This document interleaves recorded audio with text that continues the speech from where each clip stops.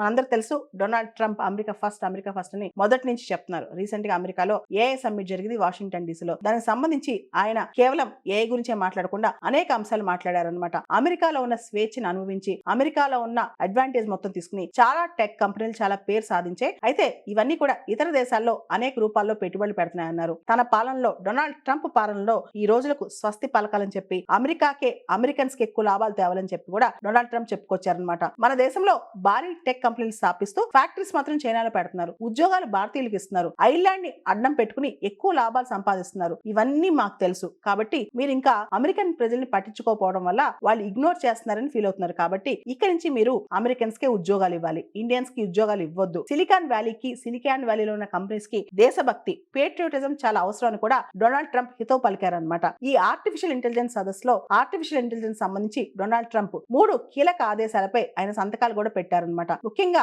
అమెరికాలో artificial intelligence కున్న ఆటంకాలు తొలగించడం, ఆర్టిఫిషియల్ ఇంటెలిజెన్స్ అభివృద్ధి వేగవంతం చేయటం అండ్ ఇకపై ప్రభుత్వ నిధులు పొందుతున్న ఏఐ సంస్థలు ఏదైతే ఉన్నాయో అంటే ప్రభుత్వ నిధులు పొందుతున్న సంస్థలు ఏదైతే ఏ టూల్స్ తయారు చేస్తున్నాయో అవి రాజకీయంగా న్యూట్రల్ గా ఉంటాం, రాజకీయంగా తటస్థంగా ఉంటాం. వీటిపైన డొనాల్డ్ ట్రంప్ ఈ ఆదేశాలపైన సంతకాలు కూడా చేశారనమాట.